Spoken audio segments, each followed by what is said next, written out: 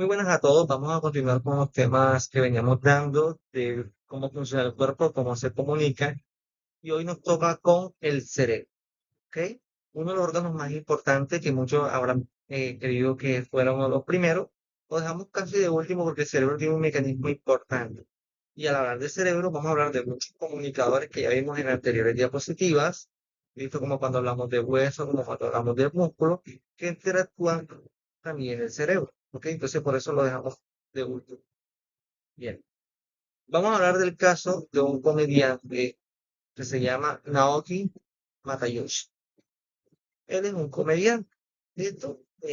Vamos a ver cómo esa persona, no solamente un comediante, un escritor, un artista, cualquier persona que use la creatividad, que tenga que desarrollar la perspicacia y ocurrencia, crear cosas o combinar segmentos que no necesariamente tienen una combinación. Eso es la creatividad. La creatividad básicamente es poder unir dos piezas para dar una respuesta.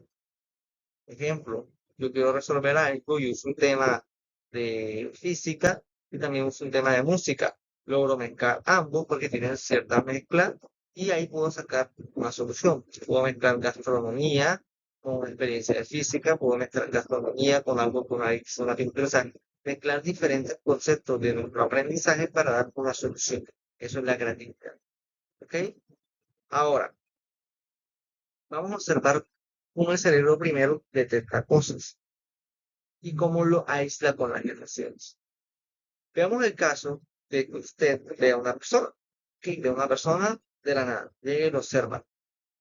Esa señal de todo lo que es la fobia óptica, el luz del ojo, la luz, tenemos la fobia óptica, el nervio óptico, pasa la decusación o la radiación óptica, va a la porción posterior de la zona occipital y de ahí se mueve ese impulso a la zona temporal. La región temporal anterior identifica si es conocido o no, porque la imagen inicialmente se va así.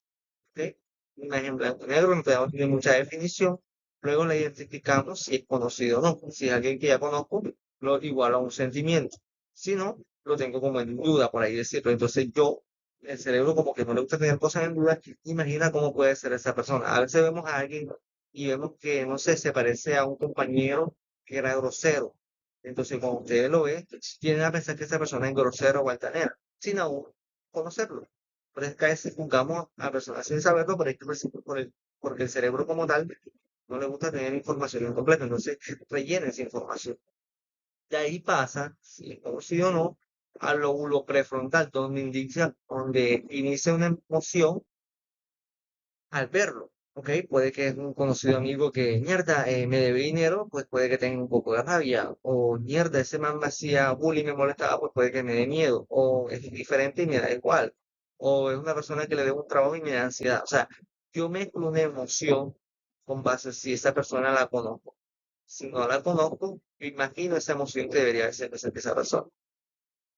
Ahora, esto básicamente sucede en nivel microscópico y es súper rápido. La neurona tiene dos mecanismos, ¿ok?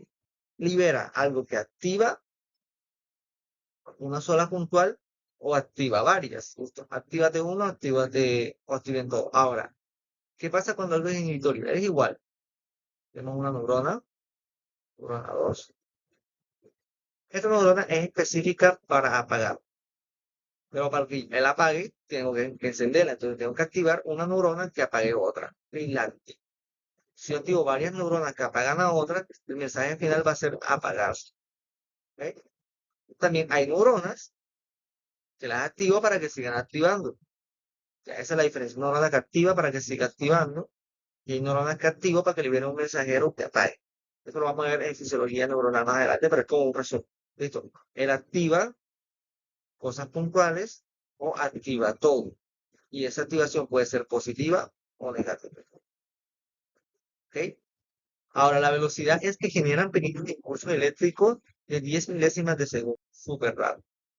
El cerebro usa docenas de neurotransmisores para variar el móvil que se transmite la señal. Por eso hay neuronas específicamente, tenemos células piramidales que se encargan de la parte motora. Vemos ahora células nerviosas que tienen bastantes cilios, perdón, bastantes dendritas esas dendritas se unen con otra cantidad de neuronas. Por eso es que un solo mensaje no es necesario. O sea, no es como que tan fuerte. Tiene que tener varios mensajes activadores o varios mensajes inhibidores para que siga el impulso.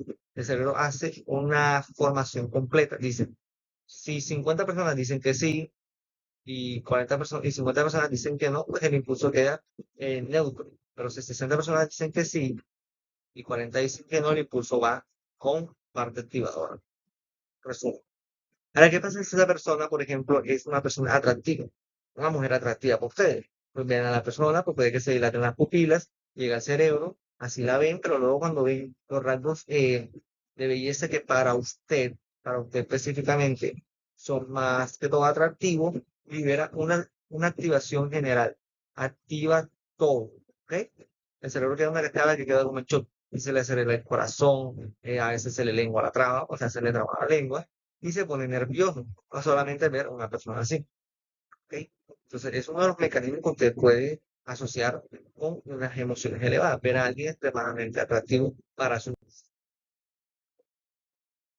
Al pasar por cosas nuevas, se activan varias neuronas que pueden provocar ideas nuevas. O sea, cada vez que usted tenga una nueva experiencia, hay una neurogénesis, hay una nueva condición de impulso nervioso. Puede que ya tenga esa neurona, una neurona acá, pero con una experiencia nueva hace que estas dos se unan y tenga una conexión nueva, un puente nuevo. ¿Qué es esto? Tengo una ciudad acá, una ciudad acá, una ciudad acá, una ciudad acá. Entonces, entre yo más experiencia tenga, más puedo comunicarme entre ciudades, o sea, entre más neuronas, y más puedo transmitir información. Y si yo tengo una parte que esta es la salida, esta es otra salida, entre más conexiones yo tenga, puedo llegar a impulsos mucho más rápido y tener ideas mucho más rápido. Ejemplo, miren este camino, estas dos salidas me llevan a una acción. Entonces, si el impulso inicia aquí, miren todo el recorrido que tienes que hacer. Pero si yo creo un canal que sea directo a la salida, el impulso es mucho más rápido. Como un ejemplo. O sea, entre más canales tenga, el impulso inicial puede llegar mucho más rápido a la parte que necesito que actúe. ¿Ok? Ahora, ¿qué sucede cuando el cerebro se le pierde un bombillo? Que te dice, ay, se me dio una idea. Que está el meme de que hay un bombillo, algo se prendió. Al compañero que está aquí, que básicamente es comediante, se le pidió que en un experimento, mientras se medía los pulsos cerebrales, que creara historias y que presionara un botón cada vez que tendría una idea nueva para poder validar qué pasaba en el cerebro. ¿Ok? Resulta que tenemos una variación. Resulta que tenemos una imagen de una resonancia magnética y tenemos lo siguiente. El cerebro inspirado es este que conecta todas las áreas. Un cerebro inspirado tiene muchas ideas. Te diga, oye, oye, me siento creativo, hoy tengo ideas para hacer todo esto, hacer esto, mezcla imágenes visuales, parte motora. Es un cerebro que puede crear de todo esto. Así es como es un cerebro inspirado. Muy diferente a un cerebro enfocado. Un cerebro enfocado solamente actúa ciertas vías. ¿Cierto? Se creía que el cerebro enfocado era como la parte del cerebro donde está, donde se activaba todo. Pero resulta que no. Resulta que un cerebro con inspiración, un cerebro que se encuentra inspirado, creativo, activa todas las partes del cerebro. ¿Ok? O sea, es una parte más compleja, por ende tiene mayor información, comunica mucha más información. ¿Listo? Porque se unen muchas más áreas. Entonces, ¿qué sucede cuando se enciende un bombillo? Cuando el cerebro básicamente se encuentra inspirado, que une todas las partes, es esto. Cada vez que tiene una idea que unió diferentes partes, todo esto le dio una idea nueva. Por ejemplo, crear un lapicero que tenga dos borradores, una idea nueva, aunque puede que no sea funcional. Crear una libreta que se escriba sola, es otra idea nueva. Son inspiraciones que él se le vienen a la mente. ¿Listo? Ahora, ¿cómo se puede copiar este estado? Se le pidió que no pensara en nada. ¿Ok?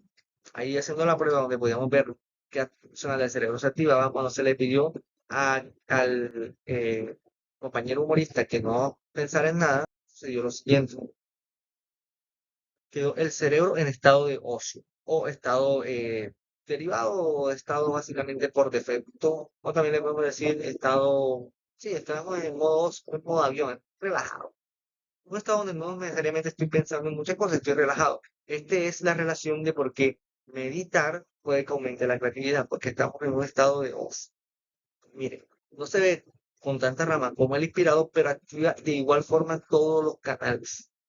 Al activar todos los canales me requiere una comunicación. Por ende, cuando ustedes están aburridos, cuando un niño está aburrido, es que empieza a hacer desastre. Y dice, mierda, ¿cómo se le inventan tantas cosas? Usted está aburrido del trabajo y que se pone a inventar cosas. Cuando el cerebro está aburrido, es que interconecta todas las áreas y por ende es mucho más creativo. Hay una relación entre el cerebro en el estado de ocio y el cerebro en el estado inspirado. ¿Listo? O red por defecto. Ahora, métodos para el modo de efecto. Es importante como caminar, no pensar, salir de paseo. Hay gente que dice, ay, a veces necesito vacaciones y vengo como inspirado, porque a veces en las vacaciones no estamos pensando en el trabajo. Algunas personas estamos pensando en qué divertido es esto, en disfrutar, en cosas por el estilo. Por ende, estar pensando, estar básicamente en nuestra mente eh, en modo ocio es fundamental para poder tener ideas nuevas. ¿Y por qué el cerebro básicamente tiene ideas nuevas en el estado por defecto? Porque es como reiniciar un celular. Su teléfono a veces está lento y no saben qué hacer y el que no sabe de informática dice que la vieja confiable es simplemente reiniciar. ¿Sí? Reiniciamos el equipo y siente que está un poquito más rápido.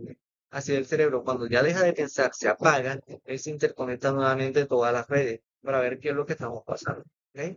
Una interconexión. El cerebro tiende a ser mucho más rápido y mucho más eficaz cuando tenemos momentos de ocio. Es ahí la importancia a veces de las pausas activas cognitivas, dejar el computador, dejar el equipo y solamente enfocarnos en mirar algo, quedarnos en un avión. Ahora, ¿qué pasa? Las regiones de la corteza frontal es donde se almacena la mayoría de los recuerdos. Por ende, a veces estamos en un momento de ocio y empezamos a recordar cosas que hay porque se me vino esa a la mente. O estamos tratando de dejar de pensar y empezar a ver muchas imágenes, que activa la parte de los recuerdos. Por eso es tan difícil a veces en la meditación de tratar de siempre vaciar tu mente porque siempre vas a tener recuerdos llegando. ¿Ok? También tenemos en la parte emocional. O sea, ese recuerdo puede que me dé rabia, puede que me dé felicidad, puede que me ponga un estado de alerta. O sea, entonces es a veces difícil mantener este estado de ocio por mucho tiempo, pero no es imposible. Incluso se da inconscientemente cuando estamos aburridos, ya estamos en el estado de ocio. ¿Ok? Ahora, al nosotros poder tener todas las imágenes de los recuerdos, yo puedo generar ideas nuevas dependiendo de los recuerdos. Una persona creativa es una persona que puede que tenga experiencias, o puede que tenga bastante conocimiento por haber leído muchos libros. Esta es una diferencia fundamental. Hay una diferencia entre conocimiento y experiencia. La idea es tener ambas. Si yo tengo ambas, puedo desarrollar mucho más ideas. En la experiencia que tienen las personas que tengan mucha más edad porque ya tienen más recorrido. Y el conocimiento, si eres joven y quieres tratar de tener, llegar hasta ese punto, y como no tienes experiencia, pues la única salida es juntar conocimiento. ¿Listo? Conocimiento y experiencia. Ahora, muchos de los genios que se conocen también tenían sus tiempos de ocio, incluso cada uno tenía sus tiempos de ocio. A veces uno decía, "Herda, pero está trabajando, no, su tiempo de ocio para un pintor puede que estaba pintando solamente círculos o árboles y los pintaba mientras que no pensaba en nada, lo hacía de manera inconsciente, eran sus momentos de ocio. Ahora hablemos ahora de la memoria, ¿ok? La memoria. Ya hablamos de lo que es la creatividad, todo lo que, cómo se activan las zonas del cerebro en la creatividad, que son muy diferentes a un cerebro enfocado. Enfocado es concentrado solamente en zona puntual, pero la creatividad conecta todo el cerebro. Bien, tenemos uno que no aparece en la foto, que es una persona, un policía de Londres, que puede detectar caras de terroristas con un 97% de efectividad y puede memorizar gran cantidad de caras humanas. Resulta que en el 2011 él pudo detectar mucho mejor a vándalos que una máquina o una cámara de reconocimiento facial. Y hoy en día las cámaras están mucho más actualizadas, así que creo que ya le ganaron, pero en ese tiempo era sorprendente que una persona pudiera estar mucho mejor que una máquina. Ya viendo ahí máquinas que ganaban a personas de 4.000 imágenes, detectó 180, ¿ok? Personas que habían hecho algún daño y la máquina solo logró detectarse. Ahora, ¿cómo funciona la memoria? El giro dentado del hipocampo es donde se guardan las primeras imágenes de los recuerdos. Ojo, primeras imágenes, ¿ok? Es como ustedes toman una foto, ustedes la ven ahí mismo en la cámara y si les gusta, la guardan. y si no, la elimina. Si el cerebro, la parte inicial básicamente es el giro dental del hipocampo. Si esa imagen me parece fundamental, la guardo, si no, simplemente la elimino. ¿Ok? Entonces, el giro dentado genera terreno para nuevas neuronas, o sea, neurogénesis, mejorando la memoria muscular y otro tipo de memoria. Por ejemplo, cuando vemos la película como si fuera la primera vez, ¿ok? Se hizo un experimento casi parecido a personas que olvidaban todo cada ciertos días, enseñándoles habilidades de pintura, ¿ok? ¿Qué pasaba? Esa persona cada día se le enseñaba a pintar, pero cada día se decía, mierda, pero no sé pintar, ni incómoda pintar. Cuando llegó cierto tiempo que le dio una pintura y le dijeron, bueno, haz este retrato, él decía, no, yo no sé pintar, pero al pasar unos momentos, el retrato fue igual. Y él decía, ah, pero si yo nunca había aprendido a pintar como pinté. O sea, él quedó confundido porque él no sabía pintar, pero de tanto entrenar, básicamente por eso la memoria es tan compleja, porque él se lo olvidaba todo, pero aún así la memoria muscular y la recreación óptima óculo-manual de pintura la hizo exacta. O sea, él pudo seguir ganando habilidades, porque aprender una habilidad es guardar información para aplicarla después. O sea, técnicamente tenía aún recuerdos de eso, aún no teniendo recuerdos de cómo se llamaba o todo lo que había vivido ese mismo día. Es curioso la verdad. El hipocampo básicamente es como una memoria, la memoria inicial. Eso tenemos como una USB y de ahí esa información ya pasa a el disco duro. El hipocampo pasa básicamente la corteza, también un ejemplo desde la memoria, a la nube que sería el cerebro. Toda la información que me es fundamental la paso directamente a la corteza, que es el centro de información ya mucho más grande. Ahora, ¿cómo formamos nuevas neuronas o la neurogénesis? Recuerda que hablamos de lo que en otros temas, la osteocalcina, que se libera del osteoblasto, de la catexina B, que se libera del músculo, y la insulina. Pero son unas moléculas que viajan por el torrente sanguíneo y me permite un aumento de la neurogénesis del hipocampo. ¿Ok? Ejemplo, por eso la relación que hablamos en hueso, por es importante un velo, que el Alzheimer tiene correlación con la osteoporosis. Y al tener menos osteocitos, tengo menos osteocalcina, que es una molécula que me permite la neurogénesis en el hipocampo. Si tengo, por ejemplo, osteoporosis, también tendría que reducir la actividad física, por el no producto catecina B, que es importante para la neurogénesis. ¿Ok? Por eso es importante conocer estas moléculas, porque podemos trabajar en ellas para impedir pérdida en la neurona. Ahora, la insulina. ¿Por qué la insulina no se deja cerrar? Insulina en la memoria. Sí. Sin insulina hay menos neurogénesis en el giro dentado y se conoce desde hace más de 20 años.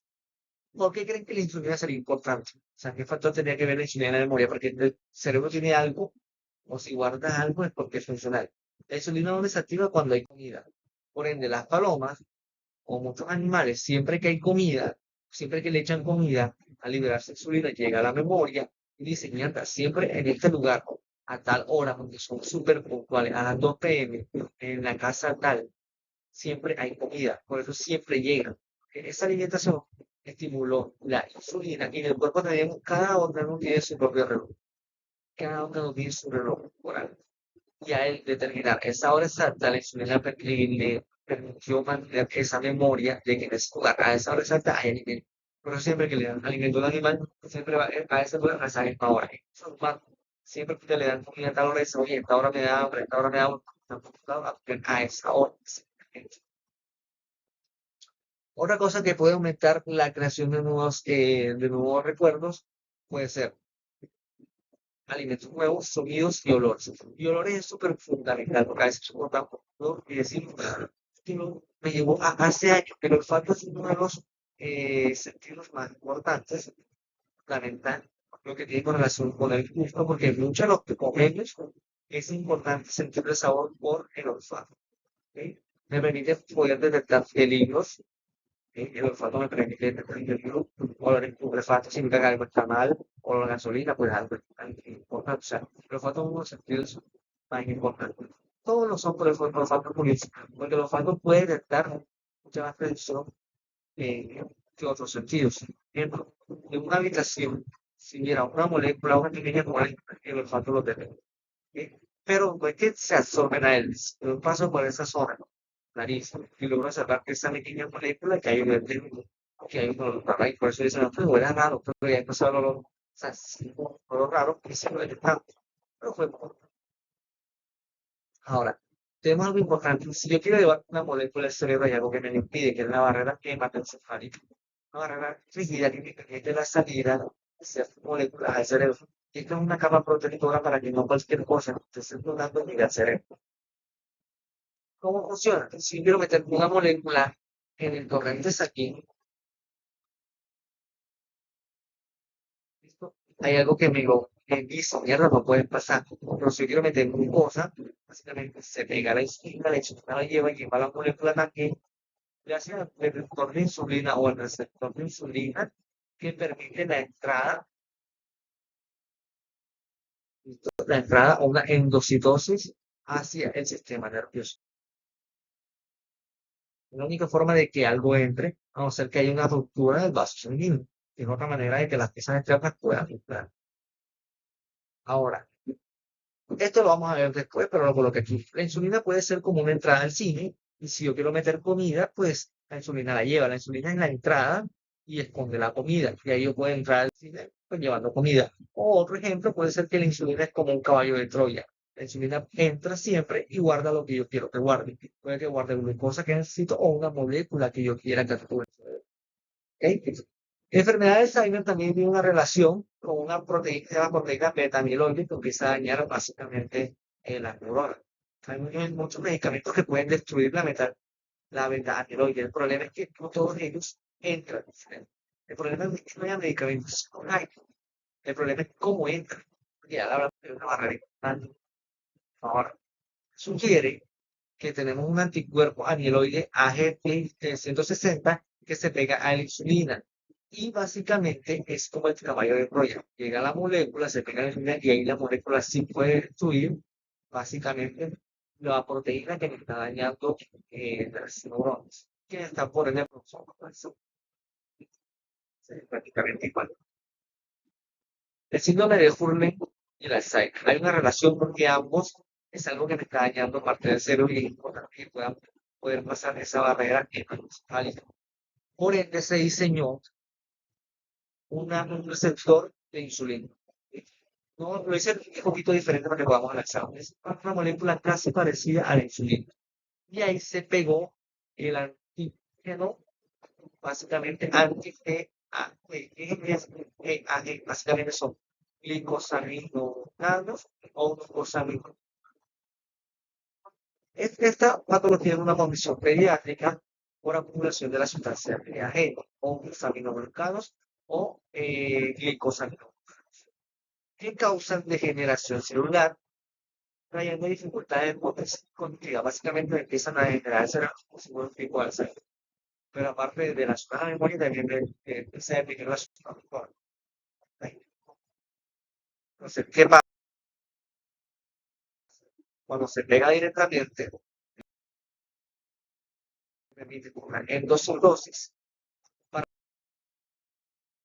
poder llevar estas moléculas a interactuar y ayudar a crecer. Básicamente lo mismo de entrada. Se estudia en Brasil este caso, y al aplicarse se mostró mejoría en gran cantidad de los pacientes. Como son enfermedades básicamente huérfanos, hay pocas de ellas, de los 8 pacientes, 7 resultó completamente efectiva con una mejora notoria para, para acabar básicamente con las de que esto básicamente es entender que si algo no es por un medicamento que no funciona, es porque algo no me lo está dejando pasar. Todas estas diapositivas que estamos viendo no es un tema, viendo que cómo se complican y qué muchos avances hay en la para que vayamos colocando al tiempo. Gracias a los avances científicos se ha demostrado que la neurociencia en el campo una hasta los 90 años. Hasta los 90 años usted puede aprender capacidad. Hasta los 90 puede aprender, claro, por ejemplo, este señor de dos, por cierto, y ahí tengo aprendido con utilidad comida. El nombre y sale complicado, hay que entregar de los que porque se lo ha olvidado. Pues él le doy un chiste nuevo, lo lee y se lo revisa, se nota los nietos una semana, se lo cuenta. y así. Puede que se le ha olvidado que lo pongo, pero lo tienen en ciertas días. Básicamente, seguimos diciendo neurología, o sea, siempre vamos a aprender, por eso es importante que sepan que nunca es tarde para aprender. Nunca. Lo importante es la metodología, puede aprender con juegos, puede aprender leyendo, te puede que le gusta aprender con, eh, creo que sí, voy a aprender más que el que no, cada uno aprende más. El cerebro puede aprender, o sea, cualquiera leyendo, viendo, escuchando, él aprende. Pero por preferencia, cada uno escoge el suyo. Esto espero que les haya gustado. Muchísimas gracias.